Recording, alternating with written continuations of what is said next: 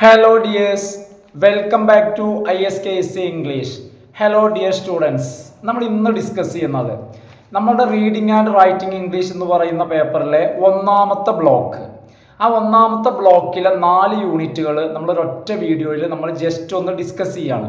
അപ്പോൾ എന്താണെന്ന് വെച്ച് കഴിഞ്ഞാൽ നമ്മൾ തന്ന നോട്ട്, ഒന്നാമത്തെ യൂണിറ്റിൻ്റെ നോട്ട് പഠിച്ച ആളുകൾക്ക് ഇതൊരു റിവിഷനായിട്ട് ആ രീതിയിലാണ് ചെയ്യുന്നത്. അപ്പോൾ നോക്കാം, നമ്മൾ 4 യൂണിറ്റിൽ ഒന്നാമത്തെ യൂണിറ്റ് വരുന്നത് ഇൻട്രൊഡക്ഷൻ ടു കമ്മ്യൂണിക്കേഷൻ എന്നുള്ളതാണ്. അപ്പോൾ നമ്മൾ ഇവിടെ ആദ്യം പറയുന്നത് എന്താണ് കമ്മ്യൂണിക്കേഷൻ. അപ്പോൾ കമ്മ്യൂണിക്കേഷനെ കുറിച്ച് പറയുന്നത് കമ്മ്യൂണിക്കേഷൻ എന്നുള്ള പദം is derived from the Latin word communicare which means share. Share എന്നർത്ഥം വരുന്ന കമ്മ്യൂണിക്കെയർ എന്ന് പറയുന്ന ലാറ്റിൻ പദത്തിൽ നിന്നാണ് കമ്മ്യൂണിക്കേഷൻ ഉണ്ടായത്. പിന്നെ എന്താണ് കമ്മ്യൂണിക്കേഷൻ എന്ന് പറഞ്ഞാൽ is a process by which information is exchanged between persons. ആളുകൾക്കിടയിൽ ഇൻഫോർമേഷൻ എക്സ്ചേഞ്ച് ചെയ്യുന്ന പ്രോസസ്സാണ് കമ്മ്യൂണിക്കേഷൻ. അപ്പോൾ ഇവിടെ ഇൻഫോർമേഷൻ എക്സ്ചേഞ്ച് ചെയ്യാന്ന് പറയുമ്പോൾ പ്രധാനമായിട്ടും ഒരു കമ്മ്യൂണിക്കേഷനിൽ വരുന്നത് സെൻഡറും റിസീവറും മെസ്സേജും ഫീഡ്ബാക്കുമാണ്. കമ്മ്യൂണിക്കേഷൻ എന്ന് പറയുന്നത് ഒരു 2-വേ പ്രോസസ്സാണ്. എന്താ കാര്യം എന്ന് വെച്ചാൽ സെൻഡറിൽ നിന്നും ഒരു മെസ്സേജ് റിസീവർക്ക് ലഭിക്കുന്നു. റിസീവർ ആ മെസ്സേജ് പ്രോസസ്സ് ചെയ്യുന്നു, എന്താന്ന് മനസ്സിലാക്കുന്നു. അതിനുശേഷമാണ് സെൻഡർക്ക് ഒരു മറുപടി, അതായത് ഒരു ഫീഡ്ബാക്ക് നൽകുന്നത്. അപ്പോൾ ഇവിടെ സെൻഡറിൽ നിന്നും റിസീവറിലേക്ക് റിസീവർ അത് പ്രോസസ്സ് ചെയ്ത് തിരിച്ചും. അതുകൊണ്ടാണ് 2-വേ പ്രോസസ്സ് എന്ന് പറയുന്നത്. ഇനി അടുത്തത് പറയുന്നത് കമ്മ്യൂണിക്കേഷനിലെ വ്യത്യസ്തമായിട്ടുള്ള വേയ്സ് ആണ്, രീതികൾ. അപ്പോൾ കമ്മ്യൂണിക്കേഷൻ എന്ന് പറയുമ്പോൾ 1-വേ ഉണ്ട്.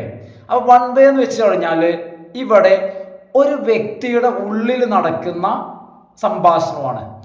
That is within one oneself ഒരു വ്യക്തി, എക്സാമ്പിൾ പറയുകയാണെങ്കിൽ ഒരു പുസ്തകം വായിക്കുക, അല്ലെങ്കിൽ ഒരു വ്യക്തിയുടെ ചിന്തകൾ. രണ്ടാമത്തേത് 2-വേ കമ്മ്യൂണിക്കേഷനാണ്. 2-വേ കമ്മ്യൂണിക്കേഷൻ എന്ന് വെച്ച് കഴിഞ്ഞാൽ അതിൽ 2 ആളുണ്ടായിരിക്കും, സെൻഡറും ഉണ്ടായിരിക്കും, റിസീവറും ഉണ്ടായിരിക്കും. അപ്പോൾ ഇവിടെ ഫീഡ്ബാക്കിന് സാധ്യത ഉണ്ട്, 1-വേയിൽ സാധ്യത ഇല്ല. 2-വേയുടെ മറ്റൊരു പേര് എന്ന് പറഞ്ഞാൽ ഇന്റർപേഴ്സണൽ എന്ന. ഇനി 2-വേയിൽ 2 ടൈപ്പ് ഉണ്ട്, സിമ്മട്രിക്കും അസിമ്മട്രിക്കും. സിമ്മട്രിക് എന്ന് പറഞ്ഞു കഴിഞ്ഞാൽ 2 ഈക്വൽ പേഴ്സൺസ് തമ്മിലാണ്, അതായത് സ്റ്റുഡൻറ്റും. അതല്ലെങ്കിൽ ടീച്ചറും തമ്മിലുള്ള സംഭാഷണം, ഈക്വൽ പേഴ്സൺസ്. അസിമെട്രിക് എന്ന് പറഞ്ഞു കഴിഞ്ഞാൽ 2 ആളിൽ ഒരാൾ മോർ പവർഫുൾ ആയിരിക്കും. എക്സാമ്പിൾ പറയുകയാണെങ്കിൽ ടീച്ചറും സ്റ്റുഡൻറ്റും. ഇവിടെ ടീച്ചർ സ്റ്റുഡൻറ്റിനേക്കാൾ പവർഫുൾ ആണ്.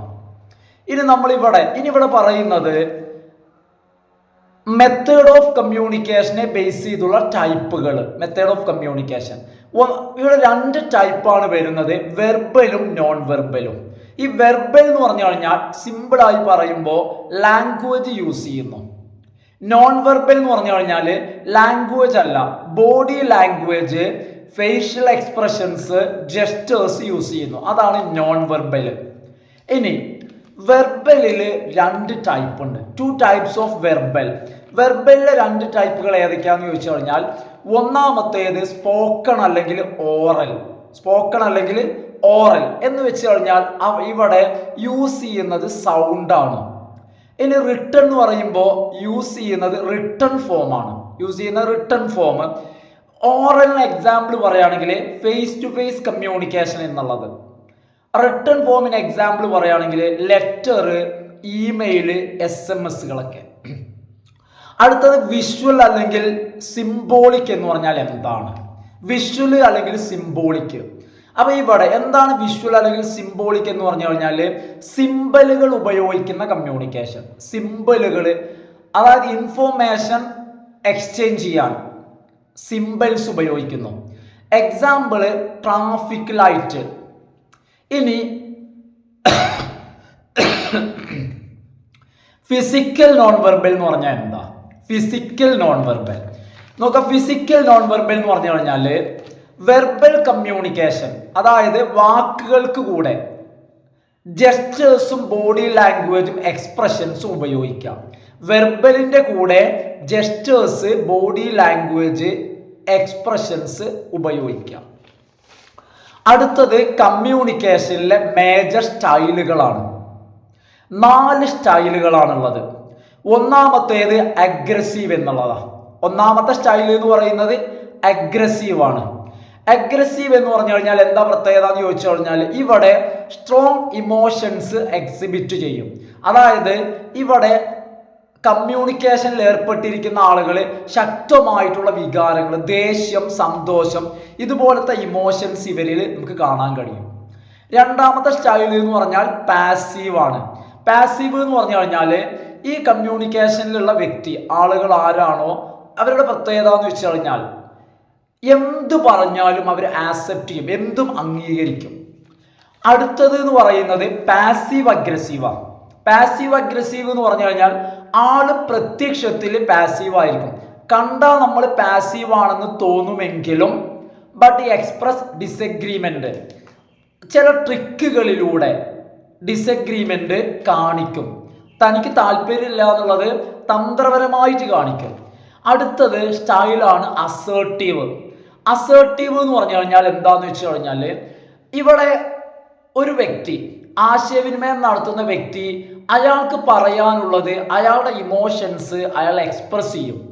എന്നാൽ അതേ സമയം തന്നെ considering the feelings of others, മറ്റുള്ളവരുടെ ഫീലിങ്സ് എന്ത് ചെയ്യും, കൺസിഡർ ചെയ്യും. അതായത് മറ്റുള്ളവരെ പരിഗണിച്ചുകൊണ്ട് എന്ത് ചെയ്യാം, നമുക്ക് പറയാനുള്ളത് പറയാം, പറയുമ്പോൾ മറ്റുള്ളവരെ കൂടി പരിഗണിക്കാം. അടുത്തത് നമുക്ക് പറയാനുള്ളത് കമ്മ്യൂണിക്കേഷനുമായി ബന്ധപ്പെട്ട് പ്രധാനപ്പെട്ട 2 പദങ്ങൾ. ഒന്ന് എൻകോഡിങ്. ചുരുക്കി പറയുകയാണെങ്കിൽ, മൊത്തത്തിലെ ഈ ക്ലാസ് ചുരുക്കി പറയുകയാണ്, ഒരു വീഡിയോയിൽ ഒരു ബ്ലോക്ക് കൊള്ളണം. Encoding means create message. Encoding means create message. അടുത്തത് ഡീകോഡിങ്. ഡീകോഡിങ് എന്ന് പറഞ്ഞാൽ അണ്ടർസ്റ്റാൻഡ് ദ കോഡ്, കോഡ് മനസ്സിലാക്കുക, അണ്ടർസ്റ്റാൻഡ് ദി കോഡ്. ഇതോടുകൂടി 1ാമത്തെ യൂണിറ്റ് കഴിഞ്ഞു. കാരണം ഞാൻ ഈ പറഞ്ഞ കാര്യങ്ങൾ ഇതിൻ്റെ ഷോർട്ടാണ്, ചുരുക്കമാണ്. ഇത് പഠിച്ച ആളുകൾക്ക് ഇത് കേട്ടാൽ പിന്നെ പഠിക്കേണ്ട കാര്യങ്ങൾ ഓർത്തു വെക്കാൻ പറ്റും. ഇനി 2ാമത്തെ യൂണിറ്റ്. 2ാമത്തെ യൂണിറ്റിൻ്റെ പേര് വരുന്നത് different forms and techniques of communication എന്നുള്ളതാണ്. അപ്പോൾ കമ്മ്യൂണിക്കേഷനിലെ ഫോമുകൾ, ആദ്യം പറയുന്ന ഫോം എന്ന് പറഞ്ഞാൽ ചാനൽ ബേസ് ചെയ്തിട്ടാണ്. ചാനൽ ബേസ് ചെയ്തൊരു കമ്മ്യൂണിക്കേഷൻ എന്ന് പറഞ്ഞാൽ നേരത്തെ പറഞ്ഞു വെർബൽ ഉണ്ട്, നോൺ വെർബൽ ഉണ്ട്. വെർബൽ ഉണ്ട്, നോൺ വെർബൽ ഉണ്ട്. ഇനി വെർബലിൽ തന്നെ റിട്ടണും ഉണ്ട്, സ്പോക്കണും ഉണ്ട്. വെർബലിൽ തന്നെ റിട്ടണും ഉണ്ട്, സ്പോക്കണും ഉണ്ട്. റിട്ടൺ ഫോം ഉണ്ട്, സ്പോക്കൺ ഫോം ഉണ്ട്. ഇനി പിന്നെ ഇവിടെ പറയുന്നത് എന്താണ് കിനേസിസ് എന്ന് പറയുന്നുണ്ട്. എന്താണ് കിനേസിസ്? കിനേസിസ് എന്ന് പറഞ്ഞു കഴിഞ്ഞാൽ in which the study of the way in which certain body movements serve as a form of communication. അതായത് ബോഡി മൂവ്മെന്റ്സ്, അത് ഫേഷ്യൽ എക്സ്പ്രഷൻ ആവാം, ബോഡി ലാംഗ്വേജ് ആവാം, ജെസ്റ്റേഴ്സ് ആവാം.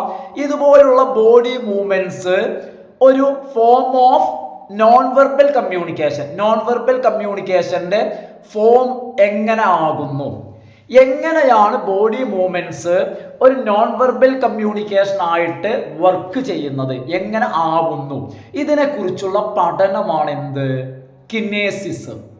അടുത്തത് പ്രോക്സിമിക്സ് എന്താന്നുള്ളതാണ്. അതായത് role of space in communication. കമ്മ്യൂണിക്കേഷനിൽ സ്പേസിന്റെ റോളാണ് പ്രോക്സിമിക്സ്. അടുത്തത് ക്രോണിമിക്സ് എന്താന്നുള്ളതാണ്. Role of time in communication. കമ്മ്യൂണിക്കേഷനിൽ ടൈമിൻ്റെ റോളാണ് ക്രോണിമിക്സ്. അടുത്തത് ഹാപ്റ്റിക്സ് എന്താന്നുള്ളതാണ്. Role of touch in communication. Role of touch in communication. ഇനി അടുത്തത് സ്റ്റൈലിനെ ബേസ് ചെയ്തുള്ള 2 തരം കമ്മ്യൂണിക്കേഷൻസ്. സ്റ്റൈലിനെ ബേസ് ചെയ്തിട്ട് ഏതൊക്കെയാണ് 2 തരം കമ്മ്യൂണിക്കേഷൻ? സ്റ്റൈലിനെ ബേസ് ചെയ്തിട്ട് 2 തരം കമ്മ്യൂണിക്കേഷൻസ് വരുന്നത് ഫോർമൽ, അതുപോലെ തന്നെ ഇൻഫോർമൽ. ഫോർമലും ഇൻഫോർമലും.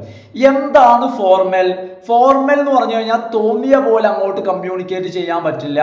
ഫോർമൽ കമ്മ്യൂണിക്കേഷന് ഒരു പ്രീ ഡിഫൈൻഡ് ചാനൽ ഉണ്ട്. അതായത് അതിന് അതിൻ്റെതായ ഒരു മുൻ നിശ്ചയിച്ച രീതികളുണ്ട്. ആ രീതിയിൽ കൂടിയേ അങ്ങോട്ട് പോകാൻ പറ്റും. അപ്പം തോന്നിയ പോലെ കമ്മ്യൂണിക്കേറ്റ് ചെയ്യാൻ പറ്റില്ല. ഇനി അതിൽ പറയുന്ന അടുത്തതാണ് ഇൻഫോർമൽ. ഇൻഫോർമൽ എന്ന് വെച്ച് കഴിഞ്ഞാൽ does not follow any channel. ഇൻഫോർമലിന് ചാനലില്ല. അതായത് ഇവിടെ ഇപ്പം നമ്മൾ ഉദ്ദേശിക്കുന്ന പോലെ TV ചാനലോ അല്ലെങ്കിൽ യൂട്യൂബ് ചാനലോ അല്ല.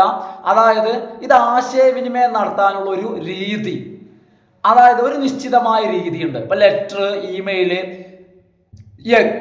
എങ്ങനെ പറയണം, ആ ഒരു രീതി, ഒരു പ്രീ ഡിഫൈൻഡ് ചാനൽ ഇല്ലത് ഫോർമൽ, ഇല്ലാത്തത് ഇൻഫോർമൽ.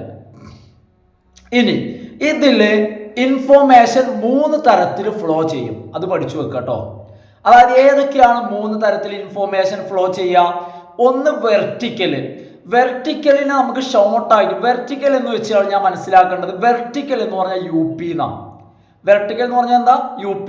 അതായത് അപ്പർ ലെവലിൽ നിന്നും താഴത്തെ നിലയിലേക്ക്, അപ്പറിൽ നിന്നും ലോവറിലേക്ക് കേട്ടോ. നോക്കുക, അപ്പറും ലോവറുമാണ്. അതായത് ഇവിടെ എക്സാമ്പിൾ പറയാന്ന് വെച്ച് കഴിഞ്ഞാൽ ഉയർന്നതിൽ നിന്നും താഴ്ന്നതിലേക്ക്.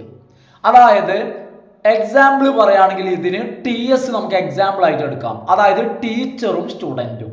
ടീച്ചർ അപ്പർ, സ്റ്റുഡൻറ്റ് താഴെയുള്ളത് കേട്ടോ. അതാണ് വെർട്ടിക്കല്. പിന്നെ ഹൊറിസോണ്ടൽ എന്ന് പറഞ്ഞു കഴിഞ്ഞാൽ ഇൻഫോർമേഷൻ ഒരേ രീതിയിൽ ഫ്ലോ ചെയ്യും, സെയിം, ഒരേ രീതിയിൽ, സിമിലർ. അതായത് ഇതിന് നമുക്ക് എക്സാമ്പിൾ ആയിട്ട് SS അല്ലെങ്കിൽ TT എടുക്കാം. അതായത് സ്റ്റുഡൻസിൻ്റെ ഇടയിൽ ഇൻഫോർമേഷൻ പാസ് ചെയ്യുന്നത്. അതുപോലെ തന്നെ ഒറിസോണ്ടൽ എന്ന് പറയുമ്പോൾ ടീച്ചേഴ്സിനിടയിൽ, അടുത്തൊരു എക്സാമ്പിൾ ആണ് ഒറിസോണ്ടൽ ടീച്ചേഴ്സ്, അതും സിമിലർ ആണ്. ഇനി മൂന്നാമത്തെ ഒരു സംഭവം കൂടിയുണ്ട്, ഡയഗണൽ. ഈ ഡയഗണൽ എന്ന് പറയുമ്പോൾ ഇൻഫോർമേഷൻ ഓൾ ലെവലിൽ പാസ് ചെയ്യും. ഡയഗണൽ എന്ന് പറയുമ്പോൾ ഇൻഫോർമേഷൻ ഓൾ ലെവലിൽ, ടീച്ചേഴ്സിൽ നിന്ന് സ്റ്റുഡൻസിലേക്ക്, സ്റ്റുഡൻസിൽ നിന്ന് ടീച്ചേഴ്സിലേക്ക്, സ്റ്റുഡൻസിൽ നിന്ന് സ്റ്റുഡൻസിലേക്ക്, ടീച്ചേഴ്സിൽ നിന്നും ടീച്ചേഴ്സിലേക്ക്, ഇങ്ങനെ ഓൾ ലെവൽസ് അല്ലെങ്കിൽ വേരിയസ് ലെവൽസ്, വ്യത്യസ്ത ലെവൽസിൽ എന്ത് ചെയ്യും? പാസ് ചെയ്യും. അപ്പോൾ ഹൊറിസോണ്ടൽ, വെർട്ടിക്കൽ, ഡയഗണൽ, ഈ 3 തരത്തിൽ ഇൻഫോർമേഷൻ ഫ്ലോ ചെയ്യും. മൂന്നാമത്തേത് നമ്പർ ഓഫ് പാർട്ടിസിപ്പൻസിന്റെ അടിസ്ഥാനത്തിൽ ഒരു കമ്മ്യൂണിക്കേഷൻ നടക്കുമ്പോൾ ആ കമ്മ്യൂണിക്കേഷനിൽ പങ്കെടുക്കുന്ന പങ്കാളികളുടെ എണ്ണം, പാർട്ടിസിപ്പൻസിന്റെ എണ്ണം അനുസരിച്ച് പലതരത്തിലുള്ള കമ്മ്യൂണിക്കേഷൻസ്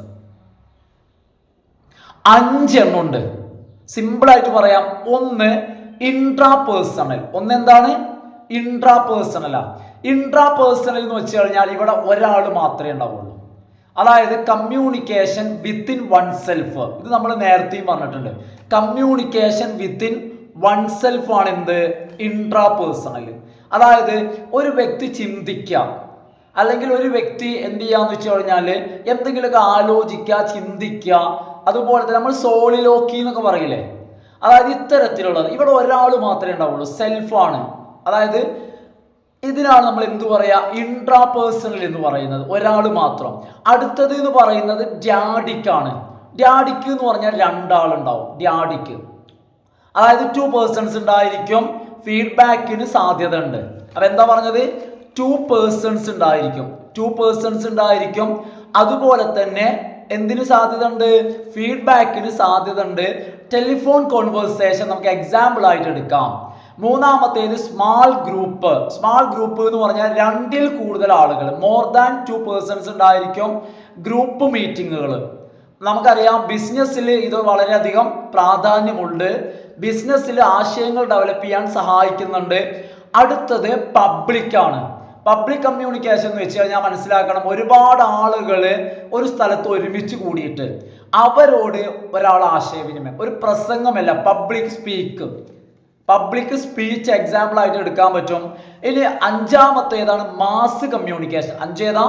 മാസാണ്. ഈ മാസ് എന്ന് പറഞ്ഞു കഴിഞ്ഞാൽ ഞാൻ ചെയ്യുന്ന പോലെ ഒരു സ്ഥലത്ത് ഒരുമിച്ച് കൂടാൻ കഴിയാത്ത ആളുകൾക്ക്, അത്തരം ആളുകൾക്ക് ഇത്തരത്തിലുള്ള ഒരു മാധ്യമം, ഒരു മീഡിയം, ഒരു ഇലക്ട്രോണിക് മീഡിയം, ആ മീഡിയത്തിലൂടെ നൽകുന്നത്. ഇപ്പൊ ഏതുപോലെ റേഡിയോ, ടെലിവിഷൻ, അതുപോലെ തന്നെ ഇത്തരത്തിലുള്ള യൂട്യൂബ് സംഭവങ്ങളൊക്കെ എന്താണ്? മാസ് മീഡിയമാണ്. ഇനി അടുത്തത് ടെക്നിക് ഓഫ് കമ്മ്യൂണിക്കേഷനാണ്. Techniques of communication. അതായത് ടെക്നിക്സ് ഓഫ് കമ്മ്യൂണിക്കേഷൻ എന്ന് വെച്ചാൽ ഞങ്ങൾ മനസ്സിലാക്കണം, കമ്മ്യൂണിക്കേഷനെ മെച്ചപ്പെടുത്താൻ, കമ്മ്യൂണിക്കേഷൻ ഇഫക്റ്റീവ് ആക്കാൻ വേണ്ട ടെക്നിക്സ്. എന്തൊക്കെ ടെക്നിക്സ് ആണ് അതിന് വേണ്ടത്? ഒന്നാമത്തെ കാര്യം എന്ന് വെച്ച് കഴിഞ്ഞാൽ ഡെവലപ്പ് ക്യൂരിയോസിറ്റി എന്നാണ്. അതായത് എന്താണെന്ന് അറിയാനുള്ള ഒരു താല്പര്യം ഉണ്ടാക്കിയെടുക്കുക. കാരണം അത് നമ്മളെ പ്രസന്റേഷനിലൊക്കെ വേണം. അതായത് കേൾക്കുന്ന ആൾക്കാണെങ്കിലും പറയുന്ന ആരാണെങ്കിലും ശരി, ക്യൂരിയോസിറ്റി ഡെവലപ്പ് ചെയ്യുക എന്നുള്ളതാണ് ഒന്നാമത്തേത്. രണ്ടാമത്തേത് ഡിസ്പ്ലേ എൻതൂസിയാസം. അതായത് നമ്മൾ ഒരു ഉത്സാഹം കാണിക്കണം. എന്നാലാണ് കമ്മ്യൂണിക്കേറ്റ് ചെയ്യുന്ന ആൾക്ക് കൂടുതൽ നമ്മളോട് പറയാൻ തോന്നുള്ളൂ. കൂടുതൽ നമ്മളോട് പറയാൻ തോന്നണമെങ്കിൽ നമ്മൾ പറയുന്ന ആളുകളുടെ മുഖത്തേക്ക് നോക്കിയിരിക്കുക, ഇടയ്ക്ക് എന്തെങ്കിലുമൊക്കെ ചോദിക്കുക. അടുത്തത് ബി എംപതറ്റിക് എന്നുള്ളതാണ്. ബി എംപതറ്റിക് അതായത് മറ്റുള്ളവരുടെ ഫീലിങ്സ് അത് ഉൾക്കൊള്ളാനുള്ള ഒരു ശ്രമം. അപ്പോൾ നമുക്ക് കാര്യങ്ങൾ പെട്ടെന്ന് മനസ്സിലാക്കാൻ പറ്റും. അതാണ് ബി എംപതറ്റിക്. ഇവിടെ ഒരു പോയിന്റ് ആണ്, കമ്മ്യൂണിക്കേഷനിൽ empathy is better than sympathy. പിന്നെ റിഫ്ലക്റ്റ് ഹോണസ്റ്റി. ഒരാൾ പറയുമ്പോൾ സത്യസന്ധമായ ഫീലിങ്സ് എക്സ്പ്രസ് ചെയ്യാം. അത് അയാൾക്ക് മനസ്സിലായാൽ തന്നെ അയാൾ വിചാരിക്കാത്തത് കൂടി നമ്മളോട് പറയും. സത്യസന്ധമായിട്ട് കേട്ടുകൊണ്ടിരിക്കുക. പിന്നെ പോളിഷ് സെൻസ് ഓഫ് ഹ്യൂമർ. എപ്പോഴും നല്ല സെൻസ് ഓഫ് ഹ്യൂമർ ഏതൊരു കമ്മ്യൂണിക്കേഷനിലും വെൽക്കം ചെയ്യും, ഉൾക്കൊള്ളാവുന്നതാണ്. അപ്പോൾ സെൻസ് ഓഫ് ഹ്യൂമർ എന്ന് പറയുമ്പോൾ നർമ്മം പറയുമ്പോൾ കൃത്യമായി പറയേണ്ടത് പറയുന്ന സമയത്ത് അനുയോജ്യമെന്ന് മനസ്സിലാക്കി പറയുക എന്നാണ് ഇതുകൊണ്ട് ഉദ്ദേശിക്കുന്നത്. അടുത്തത് പോസിറ്റിവിറ്റി എന്നുള്ളതാണ്. നമ്മൾ പോസിറ്റീവ് ആവാം. എങ്ങനെ പോസിറ്റീവ് ആവാമെന്ന് ചോദിച്ചു കഴിഞ്ഞാൽ ആവശ്യമുള്ളിടത്ത് ഒരു പുഞ്ചിരി എപ്പോഴും നമുക്ക് ഉണ്ടായിരിക്കാം. പിന്നെ നല്ല പോസ്റ്റർ, നല്ല രീതിയിൽ നിൽക്കുകയാണെങ്കിലും ഇരിക്കുകയാണെങ്കിലും നല്ലൊരു പോസ്റ്റർ മെയിൻറ്റെയിൻ ചെയ്യാം. ലാസ്റ്റ് വണ്ണാണ് ഗിവ് ഇമ്പോർട്ടൻസ് ടു ക്ലാരിറ്റി. പറയുന്ന കാര്യത്തിൽ ക്ലാരിറ്റിക്ക് പ്രാധാന്യം കൊടുക്കുക. ക്ലാരിറ്റി എന്ന് പറഞ്ഞാൽ ഉപയോഗിക്കുന്ന വാക്കുകൾ, നമ്മൾ എന്തു പറയുന്നു എന്നുള്ളത് നമ്മളുടെ വാക്കുകളാണ്. എന്തു പറയുന്നു എന്നുള്ളത് നമ്മളെ വാക്കുകളാണ്.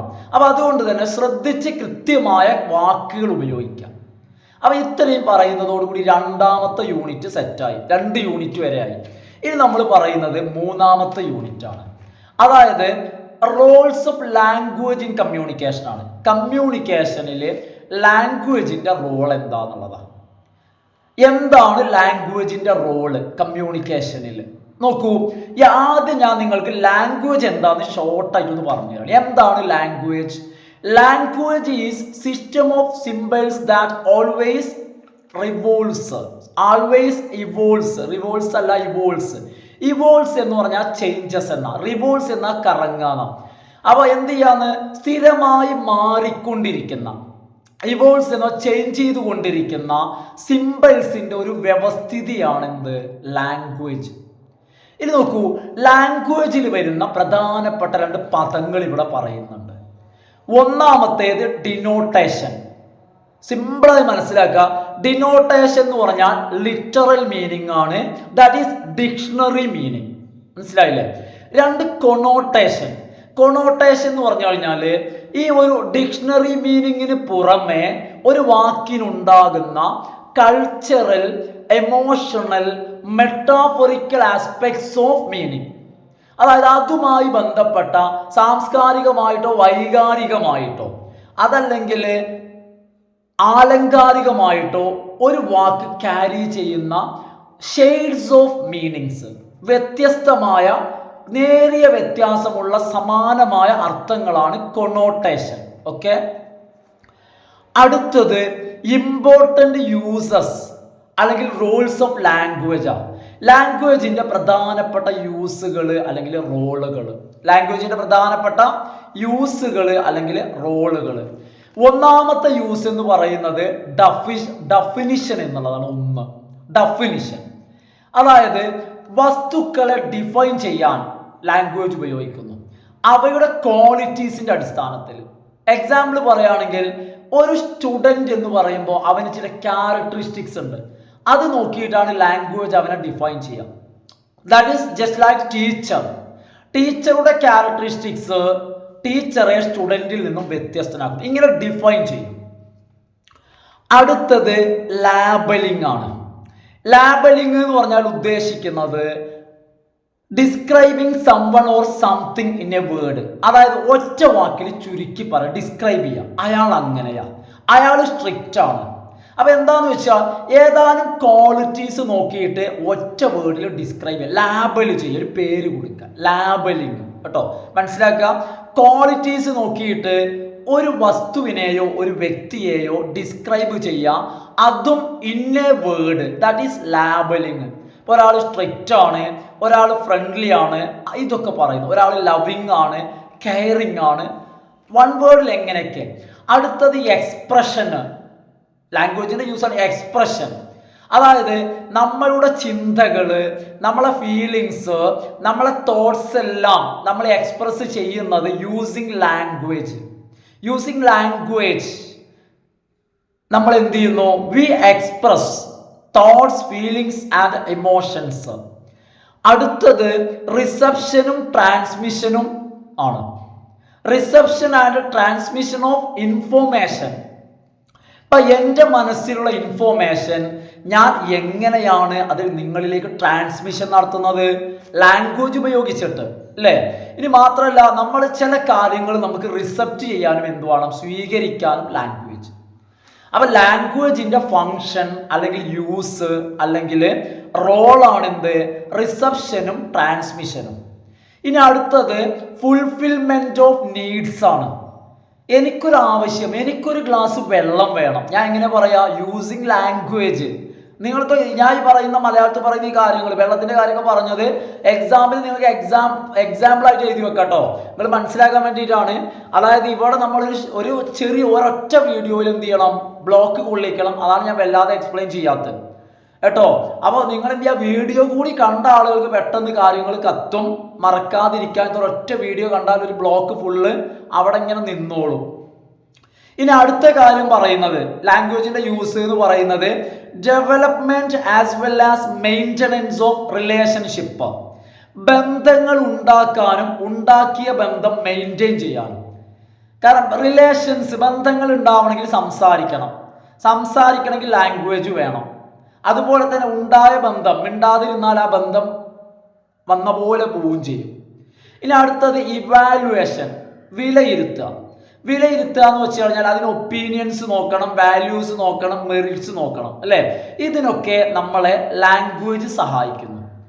അടുത്ത ലാംഗ്വേജിന്റെ യൂസ് ആണ് പേഴ്സുവേഷൻ. നമുക്ക് ഒരാളെ പേഴ്സുവേഡ് ചെയ്യണം. അയാളുടെ മുഖത്തേക്ക് വെറുതെ ഇങ്ങനെ നോക്കിയാൽ പേഴ്സുവേഡ് ചെയ്യാൻ പറ്റുമോ? പറഞ്ഞു വീഴ്ത്തുക. നമ്മൾ ഒരാളെ പ്രേരിപ്പിക്കണമെങ്കിൽ, നമ്മളെ വഴിയിലേക്ക് വരണമെങ്കിൽ അയാളോട് സംസാരിക്കണം, അതിന് പറ്റിയ പദങ്ങൾ ഉപയോഗിക്കണം, പറയുന്ന കാര്യങ്ങൾ ഇമോഷൻസ് വേണം, അല്ലേ? അപ്പൊ പേഴ്സുവേഷൻ, ഒരാളെ പേഴ്സുവേഡ് ചെയ്യാൻ ലാംഗ്വേജ് നമ്മളെ ഹെൽപ്പ് ചെയ്യുന്നു. അടുത്തത് എന്റർടൈൻമെന്റ്. പാട്ടുകൾ, കഥകൾ, നോവലുകൾ, ഇവ കമ്പോസ് ചെയ്യുന്നതിനും വായിച്ച് ആസ്വദിക്കുന്നതിനും മനുഷ്യന് മാത്രമേ സാധിക്കൂ. അത് മനുഷ്യന് കഴിയുന്നത് എന്തുകൊണ്ടാ? മനുഷ്യന്റെ ലാംഗ്വേജ് എന്ന് പറയുന്ന സവിശേഷത മനുഷ്യന് മാത്രമേ അതുള്ളൂ. മൃഗങ്ങൾ പാട്ട് കേട്ടിട്ടുണ്ടോ? ഇല്ല. അപ്പൊ അവയ്ക്ക് ലാംഗ്വേജ് ഇല്ല. അപ്പൊ കഥ എഴുതാനും പാട്ട് എഴുതാനും പാട്ട് പാടാനും അത് ആസ്വദിക്കാനും ഇതിന് ലാംഗ്വേജ്, അതാണ് എന്റർടൈൻമെന്റ്. അപ്പൊ ഇതോടുകൂടി മൂന്നാമത്തെ യൂണിറ്റ് റോൾസ് ഓഫ് ലാംഗ്വേജ് ആണ്. അപ്പൊ ഇവിടെ ലാംഗ്വേജിന്റെ റോൾസ് ഞാൻ പറഞ്ഞു കേട്ടോ. ഇനി അടുത്തത് നാലാമത്തെ യൂണിറ്റ് ആണ് കുട്ടികളെ, ഇത് അവസാനത്തെ യൂണിറ്റ് ആണ് കേട്ടോ. അപ്പൊ ഇതോടുകൂടി എന്ത് ചെയ്യാണ്? നമ്മളുടെ ഒരു ബ്ലോക്ക് ഒരു വീഡിയോയിൽ നമ്മൾ കൊള്ളിക്കാണ് കേട്ടോ. അപ്പൊ നോക്കൂ, നാലാമത്തേത് barriers to and guidelines for effective communication. ഫലപ്രദമായ കമ്മ്യൂണിക്കേഷന് വേണ്ട ഗൈഡ് ലൈൻസ്, നിർദ്ദേശങ്ങൾ, അതുപോലെ തന്നെ ബാരിയേഴ്സും കമ്മ്യൂണിക്കേഷനെ തടസ്സപ്പെടുത്തുന്ന കാര്യങ്ങൾ. അപ്പൊ നമ്മൾ ആദ്യം പറയുന്നത് തടസ്സപ്പെടുത്തുന്ന കാര്യങ്ങളാണ്. തടസ്സപ്പെടുത്തുന്ന കാര്യങ്ങൾ എന്ന് പറഞ്ഞാൽ ഒന്ന് ഫിസിക്കൽ ബാരിയേഴ്സാണ്. അതായത് ഫിസിക്കൽ ബാരിയേഴ്സ് എന്ന് പറഞ്ഞാൽ നമ്മുടെ ചുറ്റുപാടിൽ നിന്നും ഉണ്ടാവുന്ന തടസ്സങ്ങൾ, അതായത് ഒബ്സ്റ്റക്കിൾസ് ഫ്രം അവർ സറൗണ്ടിങ്സ്. ഇനി നോക്കൂ, ഫാക്ടേഴ്സ് ഇൻ ദ സറൗണ്ടിങ്സ്. നമ്മുടെ ചുറ്റുപാടിലെ എന്തെല്ലാം ഘടകങ്ങളാണ് തടസ്സം ഉണ്ടാക്കുക? ചുറ്റുപാടിലെ എന്തെല്ലാം ഘടകങ്ങൾ നമ്മളുമായി, നമ്മുടെ ചുറ്റിലുള്ളതിൽ ഒന്നാമത്തേത് ഡിഫക്റ്റീവ് ഇക്വിപ്മെന്റ് ആണ്. ഉപയോഗിക്കുന്ന ഉപകരണത്തിന്റെ പോരായ്മ. വല്ലാതെ ഞാൻ എക്സ്പ്ലെയിൻ ചെയ്യുന്നില്ല. അതായത് ഞാൻ ഈ പറയുമ്പോൾ തന്നെ ഡിഫക്റ്റ് ഉള്ള ഒരു എക്യുപ്മെന്റ് ഉപയോഗിച്ചാണ് ഈ പറയുന്നതെങ്കിൽ തന്നെ ഇവിടെ നമ്മുടെ കമ്മ്യൂണിക്കേഷൻ ഇന്ററപ്റ്റ് ചെയ്യും അല്ലേ. ഇത് ഇടയ്ക്കിടയ്ക്ക് ഇങ്ങനെ കേട് വന്നുകൊണ്ടിരിക്കും. നല്ല രീതിയിൽ ആശയവിനിമയം നടത്താൻ നമുക്ക് കഴിയാതെ വരും. അടുത്തത് നോയ്സ് എന്നുള്ളതാണ്, ബഹളം. ഞാനിപ്പോൾ ബഹളം ഇല്ലാത്തിടത്ത് ഇരുന്നിട്ടാണ് സംസാരിക്കുന്നത്. കാരണം ഈ ബഹളം കമ്മ്യൂണിക്കേഷനെ തടസ്സപ്പെടുത്തുമെന്ന് എനിക്കും അറിയാം, നിങ്ങൾക്കും അറിയാം. അതുകൊണ്ട് അത് ബാരിയർ ആണെന്ന് ഞാൻ എക്സ്പ്ലെയിൻ ചെയ്യണ്ടല്ലോ. അടുത്തത് closed doors and Windows. Close ചെയ്ത ഡോറും വിൻഡോസും അതിന് അക്രോസ് ആയിട്ട്, അതിൻ്റെ ഉള്ളിലിരുന്ന് രണ്ടുപേര് പ്രശ്നമില്ല, അക്രോസ് ആയിട്ട്. അപ്പോൾ എന്ത് ചെയ്യണം, അതിൽ നിന്ന് പുറത്തേക്കോ അല്ലെങ്കിൽ മറ്റോ അങ്ങനെയാണെങ്കിൽ അത് കമ്മ്യൂണിക്കേഷൻ്റെ ഇഫക്റ്റീവ്നെസ്സിനെ ബാധിക്കും. ഡിസ്റ്റൻസ് ഞാൻ എക്സ്പ്ലെയിൻ ചെയ്യേ വേണ്ട. ദൂരം, അതായത് എന്നെപ്പോൾ ഇവിടുന്ന് ഞാൻ ഒരാളെയോ എന്നൊരാളോ വിളിക്കുകയാണെങ്കിൽ ആ കേൾക്കുന്നതിനൊരു പരിധിയുണ്ട്, അതന്നെയാണ് ഡിസ്റ്റൻസ്. പിന്നെ അതുപോലെ അടുത്തത് ഫിസിയോളജിക്കൽ ബാരിയർ ആണ്. അടുത്തത് എന്താണ്? ഫിസിയോളജിക്കൽ ബാരിയർ എന്ന് പറഞ്ഞു കഴിഞ്ഞാൽ അതുകൊണ്ട് ഉദ്ദേശിക്കുന്നത് ബയോളജിക്കൽ കണ്ടീഷൻസാണ്, എൻ്റെ ശരീരത്തിലുണ്ടാവുന്ന പ്രശ്നങ്ങൾ. ഇപ്പം ഞാൻ കളിയാക്കല്ല, എനിക്ക് സംസാരിക്കാൻ ബുദ്ധിമുട്ടുണ്ട് എന്ന് വെക്കാം, അത് കമ്മ്യൂണിക്കേഷൻ പ്രശ്നം, അതെൻ്റെ ബയോളജിക്കൽ കണ്ടീഷനാണ്. ഈ ടെക്സ്റ്റിൽ പറയുന്ന എക്സാമ്പിളാണ് ഡിസ്ലെക്സിയ എന്നുള്ളത്. അതായത് വായിക്കാനും അതുപോലെ തന്നെ എഴുതാനൊക്കെ ബുദ്ധിമുട്ടുള്ളത്, ആ ഒരു അവസ്ഥയാണ് ഏത്, ഡിസ്ലെക്സിയ എന്നുള്ളത്. അത് കമ്മ്യൂണിക്കേഷന് തടസ്സമാണ്, കമ്മ്യൂണിക്കേഷൻ അതൊരു പ്രശ്നമാണ്. പിന്നെ അതുപോലെ തന്നെയാണ് അടുത്തത് വരുന്നത് സൈക്കോളജിക്കൽ ബാരിയേഴ്സാണ്. സൈക്കോളജിക്കൽ, അതായത് ഇവിടെ സൈക്കോളജിക്കൽ ബാരിയേഴ്സ് എന്ന് പറഞ്ഞാൽ നിങ്ങൾ മനസ്സിലാക്കണം, മാനസികമാണ്. അതായത് ഇന്റേണൽ ഫാക്ടേഴ്സാണ്. അതായത് ഇവിടെ ഒരു വ്യക്തിയുടെ ഉള്ളിലുള്ളത് മാനസികമായിട്ടുള്ള കാര്യങ്ങളാണ്. ഇവിടെ ഈ മാനസികമായ കാര്യങ്ങൾ എന്ന് പറഞ്ഞാൽ അതിൽ എന്തൊക്കെയാണ് വരുന്നതെന്ന് ഞാൻ ചുരുക്കി ഒന്ന് പറഞ്ഞുതരാം. എങ്ങനെയൊക്കെയാണ് ഇന്റേണൽ ഫാക്ടേഴ്സ് പ്രശ്നം ഉണ്ടാക്കുന്നത്? അതിലൊന്നാണ് പ്രിജുഡിസ് എന്നുള്ളത്, നമ്മൾക്കുള്ളിലുള്ള മുൻധാരണ വെച്ച് കഴിഞ്ഞാൽ കമ്മ്യൂണിക്കേഷന് പ്രശ്നമാണത്. പിന്നെ ലാക്ക് ഓഫ് ട്രസ്റ്റ്, എന്നോട് ഒരാൾ ഒരു കാര്യം പറയുമ്പോൾ പറയുന്ന ആളിലും അയാൾ എന്താണോ പറയുന്നത് ആ കാര്യത്തിലും വിശ്വാസം ഇല്ലാതിരിക്കുക. അടുത്തത് ലാക്ക് ഓഫ് അറ്റൻഷൻ, ശ്രദ്ധിക്കാതിരിക്കുക. ഞാൻ എത്ര നല്ല ആളായിക്കോട്ടെ, എത്ര നന്നായി ക്ലാസ് എടുത്തോട്ടെ, ശ്രദ്ധിച്ചില്ലെങ്കിൽ നിങ്ങൾക്ക് മനസ്സിലാവില്ല. അടുത്ത 4ാമത്തെ പോയിന്റ് എന്ന് പറയുന്നത് പുവർ റീടെൻഷൻ കപ്പാസിറ്റി, ഓർമ്മക്കുറവ്. കാര്യങ്ങൾ പറയുമ്പോൾ ഓർത്തെടുക്കാനുള്ള ശേഷിയില്ലായ്മ, അതാണ് റീടെൻഷൻ കപ്പാസിറ്റി. അടുത്ത ബാരിയർ ആണ് ലിംഗ്വിസ്റ്റിക് അല്ലെങ്കിൽ സെമാൻറ്റിക്. അപ്പൊ ഇത് എങ്ങനെയൊക്കെയാ സംഭവിക്കാന്ന് വെച്ച് കഴിഞ്ഞാൽ ഡിഫക്റ്റീവ് യൂസ് ഓഫ് ലാംഗ്വേജ് ആണ്. അതായത് ഭാഷ ശരിക്കും ഉപയോഗിക്കാൻ അറിയാതിരിക്കുമ്പോൾ, ഇപ്പൊ മലയാളം ആയിക്കോട്ടെ ഇംഗ്ലീഷ് ആയിക്കോട്ടെ, സംസാരിക്കുന്ന ആൾക്ക് അയാൾ ഉപയോഗിക്കുന്ന ലാംഗ്വേജ് നന്നായിട്ട് അറിയണം, അതാണ് ഡിഫക്റ്റീവ് യൂസ് ഓഫ് ലാംഗ്വേജ്. അടുത്തത് പുവർ ക്വാളിറ്റി ഓഫ് മെസ്സേജ്, നമ്മൾ കമ്പോസ് ചെയ്ത അല്ലെങ്കിൽ എഴുതി ഉണ്ടാക്കിയ മെസ്സേജിന്റെ ക്വാളിറ്റി കുറവ്, അക്ഷരത്തെറ്റ്, വാക്കുകൾ തികച്ചില്ല, വാക്കുകളുടെ മിസ്റ്റേക്ക്. അടുത്തത് യൂസ് ഓഫ് ഡയലക്റ്റാണ്. ഡയലക്റ്റ് എന്ന് പറഞ്ഞാൽ പ്രാദേശിക ഭാഷകൾ, നമ്മൾ അന്ന് പറഞ്ഞില്ല ജാർഗോൺ പോലുള്ള സാധനങ്ങൾ. ജാർഗോൺ എന്ന് പറഞ്ഞു കഴിഞ്ഞാൽ ചില പ്രത്യേക ഏരിയ, പ്രത്യേക ഭാഗങ്ങൾ, പ്രത്യേക സബ്ജക്റ്റുകൾ, ഗ്രൂപ്പുകൾ അവരുപയോഗിക്കുന്ന വാക്കുകൾ, വൊക്കാബുലറിയാണ് ജാർഗോൺ. ഡയലക്റ്റ് എന്ന് പറഞ്ഞാൽ മലപ്പുറം ലാംഗ്വേജ്, കാസർഗോഡ് ഇങ്ങനെയൊക്കെ ഉണ്ടാവില്ലേ, പ്രാദേശിക ഭാഷകൾ. അതൊക്കെ ഉപയോഗിച്ച് കഴിഞ്ഞാൽ ഉണ്ടാവുന്ന പ്രശ്നങ്ങളാണ് ലിംഗ്വിസ്റ്റിക് അല്ലെങ്കിൽ സെമാൻറ്റിക്, ഭാഷ അർത്ഥസംബന്ധമായിട്ടുള്ള പ്രശ്നങ്ങൾ. അടുത്തത് പെർസെപ്ച്വൽ ബാരിയറാണ്. അതായത് ധാരണ, ചിന്തകൾ. അതായത് രണ്ടുപേരും കൂടി സംഭാഷണത്തിൽ ഏർപ്പെടും, ആശയവിനിമയം നടത്തുമ്പോൾ രണ്ടുപേരുടെയും ആശയങ്ങളിലുള്ള വ്യത്യാസം, ആശയക്കുഴപ്പം. കാരണം ഡിഫറൻറ്റ് പെർസെപ്ഷൻസ് ഉണ്ടായി കഴിഞ്ഞാൽ കാര്യം ഒന്നും തന്നെ, കാരണം ആ ഒരു കാര്യം രണ്ടു വ്യക്തികൾ ആ കാര്യത്തെക്കുറിച്ച് രണ്ട് ധാരണ വെച്ച് പുലർത്തിയാൽ അവിടെ കമ്മ്യൂണിക്കേഷൻ ശരിക്കും നടക്കൂല. പിന്നെ അടുത്തത് കൾച്ചറൽ ബാരിയറാണ്.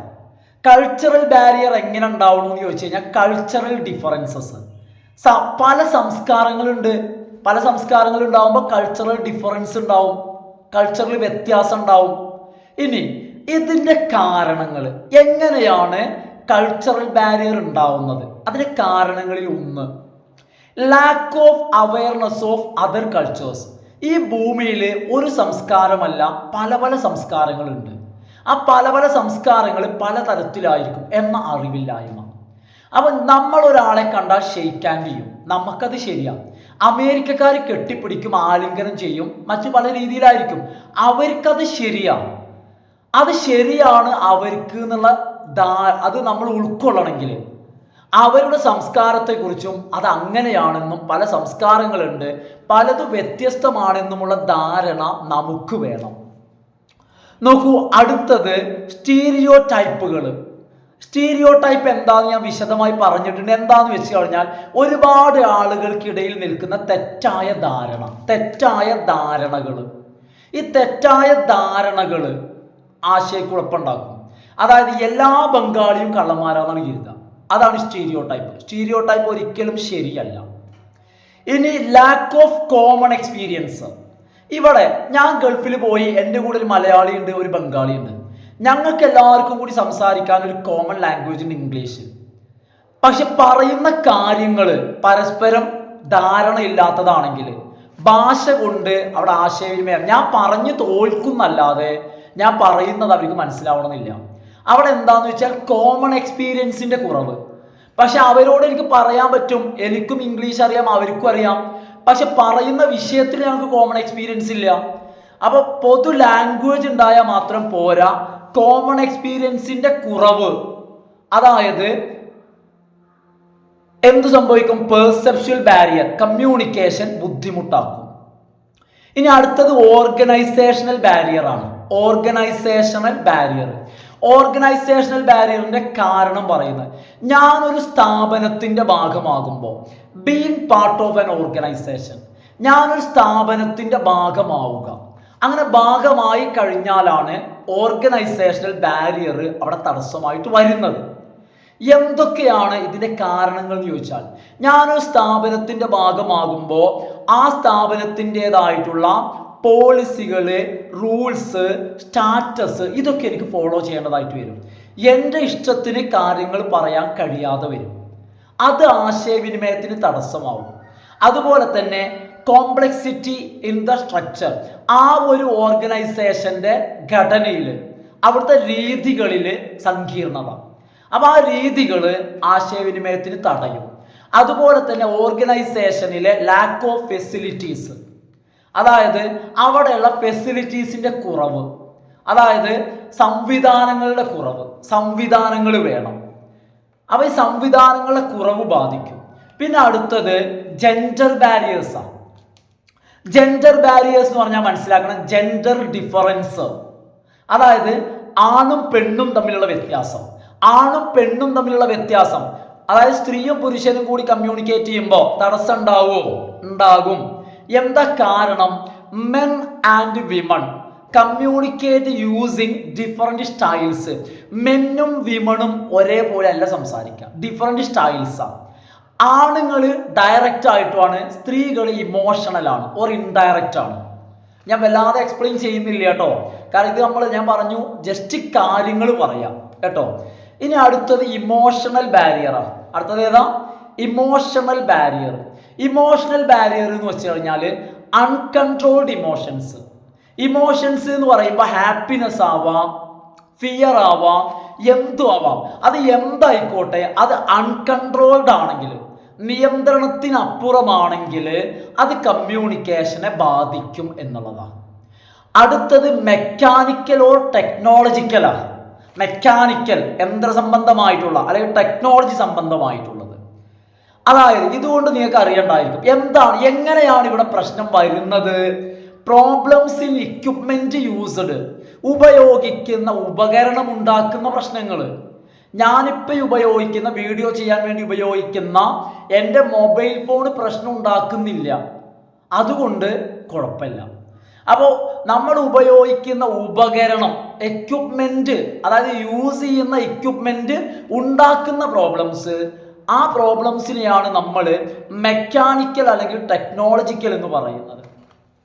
അടുത്തത് പുവർ അറേഞ്ച്മെന്റ്സ് ആണ്.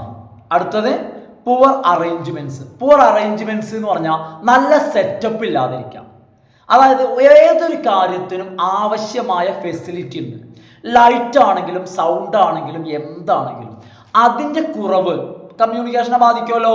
ഇപ്പം നമുക്കറിയാം, ഒരു ഗാനമേള വെക്കുകയാണെങ്കിൽ പാടുന്ന ആൾ പറയും ഇന്ന സെറ്റപ്പിലുള്ള ബോക്സും കാര്യങ്ങളും വേണമെന്ന്, അല്ലെങ്കിൽ അത് അയാളുടെ പെർഫോമൻസിനെ ബാധിക്കും. അതുപോലെ തന്നെ ബാഡ് ഓഫീസ് ലേഔട്ട് എന്ന് വെച്ച് കഴിഞ്ഞാൽ നമ്മൾ ഉപയോഗിക്കുന്ന സ്പേസ്, ആ സ്പേസിൻ്റെ പോരായ്മ. സ്പേസ് ആണ് ഓഫീസോട് ഉദ്ദേശിച്ചത്. അത് റൂം ആയിക്കോട്ടെ, എന്ത് ഫെസിലിറ്റി. അപ്പോൾ ആ ഒരു സ്പേസിൽ നമ്മളെ ഫെസിലിറ്റി ശരിക്കും യൂട്ടിലൈസ് ചെയ്യാൻ കഴിയാതിരിക്കുക. പിന്നെ അടുത്തത് പിന്നെ ടെക്നോളജിയിൽ മെക്കാനിക്കലിൽ വരുന്നതാണ് റോങ് മീഡിയം. അതായത് ഞാൻ ഉപയോഗിക്കുന്ന മീഡിയം എൻ്റെ ഓഡിയൻസിന് ഉപയോഗിക്കാൻ അറിയില്ലെങ്കിൽ പ്രശ്നമാണ്. ഞാൻ ഗൂഗിൾ മീറ്റിലൂടെ കമ്മ്യൂണിക്കേറ്റ് ചെയ്യാണ്, എൻ്റെ സുഹൃത്തുക്കൾക്ക്, എൻ്റെ ഓഡിയൻസിന് അത് ഉപയോഗിക്കാൻ അറിയില്ല, എന്തായിക്കോട്ടെ. അപ്പം നമ്മളൊരു മീഡിയം സെലക്ട് ചെയ്യുമ്പോൾ ഓഡിയൻസിനെ പരിഗണിക്കണം. ലാസ്റ്റ് വണ്ണാണ് ഇതിൽ വരുന്നത് high cost of technology. Technology നമുക്ക് അഫോർഡ് ചെയ്യാൻ കഴിയാതിരിക്കാം. നമുക്കറിയാം നമ്മൾ നല്ല രീതിയിൽ കമ്മ്യൂണിക്കേറ്റ് ചെയ്യണമെങ്കിൽ ഇന്ന സംഭവങ്ങൾ വേണം. ഇപ്പം എനിക്കറിയാം ഞാൻ ഒന്നുകൂടി ഉഷാറാക്കണമെങ്കിൽ ഇപ്പം എന്ത് ചെയ്യേണ്ടി വരും, ഒരു ക്യാമറയും അതുപോലെ കുറച്ച് സെറ്റപ്പ് ഒക്കെ ഉണ്ടാക്കണം. പക്ഷെ അതെന്താണ്, ഹൈ കോസ്റ്റ് ഓഫ് ടെക്നോളജിയാണ്. അത് നമുക്ക് അഫോർഡബിൾ അല്ല. അപ്പം ഈ അഫോർഡബിൾ അല്ലാത്തത് കൊണ്ട്, അത് ഉപയോഗിക്കാത്തത് കൊണ്ട് അതിൻ്റെ കുറവുണ്ടായിരിക്കും. അത് അത്തരത്തിൽ നമ്മളെ കമ്മ്യൂണിക്കേഷനെ ബാധിക്കും എന്നുള്ളതാണ്. അപ്പം ഞാൻ ഇത്രയും പറഞ്ഞത് ബാരിയേഴ്സ് ആണ്. ഇനി ഞാൻ പറയുന്നത് ഗൈഡ് ലൈൻസ് അല്ലെങ്കിൽ മെത്തേഡ് നമ്മൾ ഫോളോ ചെയ്യണം ഫോർ ഇഫക്റ്റീവ് കമ്മ്യൂണിക്കേഷൻ. ഇതുകൂടി പറഞ്ഞു കഴിഞ്ഞാൽ നമ്മളുടെ ഫസ്റ്റ് ബ്ലോക്ക് ഇവിടെ കംപ്ലീറ്റ് ആവും കേട്ടോ. ഒന്നാമത്തേത് എന്ന് പറയുന്നത് ലിസണിങ് ആണ്. നമ്മൾ ശ്രദ്ധിക്കുക എന്നുള്ളതാണ്. ഇത് തന്നെയാണ് ഏറ്റവും. കാരണം പറയുന്ന ആൾ എത്ര നന്നായിട്ട് പറഞ്ഞിട്ടും കാര്യമില്ല, കേൾക്കുന്ന ആളുകൾ ശ്രദ്ധിച്ചില്ലെങ്കിൽ. അതുകൊണ്ട് കമ്മ്യൂണിക്കേഷൻ ഇഫക്റ്റീവ് ആവാനുള്ള ഏറ്റവും ശ്രദ്ധിക്കേണ്ട കാര്യമാണ് ലിസണിങ്. ഏറ്റവും ശ്രദ്ധിക്കേണ്ട കാര്യമാണ് എന്ത്, ലിസണിങ്, മറ്റൊന്നുമല്ല. കാരണം എന്നാലാണ് നമുക്ക് എന്താണ് പറയുന്നതിനനുസരിച്ച് റിപ്ലൈ കൊടുക്കാനും ഫീഡ്ബാക്ക് നൽകാനും ഒക്കെ കഴിയുള്ളൂ. പോയിന്റ് 1. 2, ക്വസ്റ്റ്യൻസ്, അതായത് ചോദ്യങ്ങൾ ചോദിക്കാം. സംസാരിക്കുന്ന ആളെ സപ്പോർട്ട് ചെയ്യുന്ന ചോദ്യങ്ങൾ. സംസാരിക്കുന്ന ആൾക്കും ചോദിക്കാം റെട്ടറിക്കൽ ഓർ ഓപ്പൺ എൻഡഡ് ക്വസ്റ്റ്യൻസ്. അതായത് തൻ്റെ ലിസണേഴ്സ് എപ്പോഴും തൻ്റെ കൂടെ ഉണ്ടെന്ന് ഉറപ്പിക്കാൻ വേണ്ടി സംസാരിക്കുന്ന ആൾക്ക് ചോദ്യങ്ങൾ ചോദിക്കാം, കേൾക്കുന്നവർക്കും ചോദ്യം ചോദിക്കാം, ഞങ്ങൾ സ്പീക്കറുടെ ഒപ്പമുണ്ടെന്ന് കാണിക്കാൻ വേണ്ടി. അപ്പം 2 തരത്തിലും ഹെൽപ്പ് ചെയ്യും, സെർവ് ചെയ്യുന്നതാണ് ക്വസ്റ്റ്യൻസ്. രണ്ടാമത് കമ്മ്യൂണിക്കേഷൻ ഇഫക്റ്റീവ് ആക്കാൻ വേണ്ട ഒരു മെത്തേഡാണ് പബ്ലിക് സ്പീക്കിംഗ് പ്രാക്ടീസ് ചെയ്യുക. അതായത് നമുക്ക് സംസാരിച്ച് പരിചയമില്ലെങ്കിൽ, ഇപ്പം എന്താണെന്ന് വെച്ചാൽ എന്നെ സംബന്ധിച്ചിടത്തോളം ലാഗ് ഇല്ലാതെ, അതായത് ഒരു തടസ്സമില്ലാതെ ഞാൻ ഇങ്ങനെ സംസാരിച്ചു കൊണ്ടിരിക്കുന്നത് എന്തുകൊണ്ടാണ്, ഞാനൊരു ടീച്ചർ ആയതുകൊണ്ടാണ്. കാരണം ഞാൻ ഇതേ ജോലി ചെയ്തുകൊണ്ടിരിക്കുന്ന ആളാണ്. ആ ചെയ്തുകൊണ്ടിരിക്കുന്ന ആളായതുകൊണ്ട് തന്നെ ക്ലാസ് എടുക്കേണ്ടത് എങ്ങനെയാണെന്ന് എനിക്കറിയാം, ഞാൻ എൻ്റെ ജോലിയല്ലേ. അപ്പം എന്താ, ഞാൻ ഈ ഒരു ചാനലിൽ മാത്രം ചെയ്യുന്ന ഒരാളാണെങ്കിൽ ഞാൻ നന്നായിട്ട് പ്രാക്ടീസ് ചെയ്യണം. അപ്പം ഞാൻ ഡെയിലി ഇത് ചെയ്തുകൊണ്ടിരിക്കുകയാണല്ലേ. ക്ലാസ് റൂമിൽ പോയി കഴിഞ്ഞാൽ സ്റ്റുഡൻസിൻ്റെ മുന്നിൽ ഇതന്നെ ചെയ്യാണ്. അപ്പം ഇവിടെ ജസ്റ്റ് ഞാൻ കരുതിയാൽ മതി, ക്ലാസ് റൂമാണെന്നാണ് കരുതിയത് പറഞ്ഞാൽ മതി. അപ്പം ഇവിടെ എനിക്ക് പ്രാക്ടീസ് ഓൾറെഡി എൻ്റെ വർക്കിൻ്റെ ഭാഗമായി കിട്ടുന്നു. അപ്പം അതുകൊണ്ട് ഇവിടെ കമ്മ്യൂണിക്കേഷൻ എനിക്ക് നന്നാക്കാൻ എന്നെ കൊണ്ട് കഴിയുന്നുണ്ട്. അപ്പം ഇങ്ങനെ അല്ലാത്ത ആളുകളും എന്ത് ചെയ്യുക, പബ്ലിക് സ്പീക്കിംഗ് പ്രാക്ടീസ് ചെയ്യുക. അടുത്തത് rely on non verbal communication. Non verbal കമ്മ്യൂണിക്കേഷന്, അതായത് വെർബൽ കമ്മ്യൂണിക്കേഷനിൽ നോൺ വെർബൽ കൂടി കൊണ്ടുവരാം. അവ കൂടുതൽ ഇഫക്റ്റീവ് ആക്കാൻ പറ്റും. എക്സ്പ്രഷൻസ് ആണെങ്കിലും ബോഡി ലാംഗ്വേജ് ആണെങ്കിലും ജസ്റ്റേഴ്സ് ഒക്കെ എന്ത് ചെയ്യുക, ഇതിലും കൂടി ഉൾപ്പെടുത്തുക. അങ്ങനെ ഉൾപ്പെടുത്തി കഴിഞ്ഞാൽ നമുക്ക് ഉപയോഗിക്കാം, നമുക്കൊന്നുകൂടി ഇഫക്റ്റീവ് ആക്കാം. അടുത്തത് പ്രധാനപ്പെട്ടതാണ് മാനേജ് ഇമോഷൻസ്. ഇമോഷൻസിനെ മാനേജ് ചെയ്യുക എന്നുള്ളത്. ഇമോഷൻസ് മാനേജ് ചെയ്യുക, അതുപോലെ തന്നെ express only at the right time, ശരിയായ സമയത്ത് മാത്രം അത് എക്സ്പ്രസ് ചെയ്യാം. ഇത് കമ്മ്യൂണിക്കേഷൻ. കാരണം ഇമോഷൻസിനെ മാനേജ് ചെയ്തില്ലെങ്കിൽ, ഏതായിക്കോട്ടെ, സങ്കടമായിക്കോട്ടെ, സന്തോഷമായിക്കോട്ടെ, എന്തായിക്കോട്ടെ, കൃത്യമായിട്ട് മാനേജ് ചെയ്തില്ലെങ്കിൽ നമ്മളെ കമ്മ്യൂണിക്കേഷനെ അത് ബാധിക്കും. അപ്പം മാനേജ് ചെയ്യാന്ന് പറഞ്ഞാൽ തന്നെ എന്താ, കമ്മ്യൂണിക്കേഷനെ ബാധിക്കാതെ നോക്കാനുള്ള കഴിവാണ് മാനേജ് ചെയ്യുക. അടുത്ത പോയിന്റ്, ഡിമാൻഡ് ഹോണസ്റ്റ് ഫീഡ്ബാക്ക്. സത്യസന്ധമായിട്ടുള്ള ഫീഡ്ബാക്ക് ആവശ്യപ്പെടുക. നമ്മളെപ്പോഴും എന്തായിരിക്കണം, ഫീഡ്ബാക്കിന് ഓപ്പൺ ആയിരിക്കണം. ഈ ഫീഡ്ബാക്ക് കൊണ്ട് നമുക്കാണ് ഗുണം. നമുക്ക് അതിനനുസരിച്ചിട്ട് ഫീഡ്ബാക്ക് അനുസരിച്ചിട്ട് നമ്മളുടെ സ്കില്ല് നമ്മൾ ഷേപ്പ് ചെയ്യണം. എന്നാലേ നമുക്ക് ഇമ്പ്രൂവ്മെൻ്റ് ഉണ്ടാവും. അത് മനസ്സിലാക്കുക. അപ്പോൾ അതിനനുസരിച്ച് നമ്മുടെ കമ്മ്യൂണിക്കേഷൻ, ഫീഡ്ബാക്ക് നമ്മുടെ കമ്മ്യൂണിക്കേഷനെ അങ്ങനെയാണ് കൂടുതൽ ഇഫക്റ്റീവ് ആക്കുന്നത്. അതുകൊണ്ടാണ് ടീച്ചേഴ്സ് കുട്ടികളോട് അഭിപ്രായം ചോദിക്കുന്നത്. ലാസ്റ്റ് വണ്ണാണ് ഡെവലപ്പ് എ ഫിൽറ്റർ. ഫിൽറ്റർ വെച്ച് കഴിഞ്ഞാൽ നമുക്കറിയാം, നമ്മൾ ജ്യൂസ് ആയിക്കോട്ടെ, എന്തായിക്കോട്ടെ, അരിപ്പ വെച്ച് അരിച്ചാൽ വേസ്റ്റ് ഒഴിവായി കിട്ടും. അതുപോലെ തന്നെ നമ്മൾ ചില ഫോർമൽ കോണ്ടെക്സ്റ്റുകൾ, സിറ്റുവേഷൻ, സെനാരിയോ, അത്തരം രംഗങ്ങളിൽ സംസാരിക്കുമ്പോൾ പ്രത്യേകിച്ച് ശ്രദ്ധിക്കാം. നമ്മളുടെ മൈൻഡിൽ ഒരു ഫിൽറ്റർ, അല്ലെങ്കിൽ നാക്കിൽ, വായിലൊരു ഫിൽറ്റർ. ഇത് ലൈഫിലും നല്ലതാണ്. എന്ത് പറയുമ്പോഴും ബോധത്തോടു കൂടി പറയാ, സംസാരിക്കാം. അപ്പം ഇതോടുകൂടി ഒന്നാമത്തെ ബ്ലോക്ക് ഇവിടെ വൈൻഡപ്പ് ചെയ്യാണ്.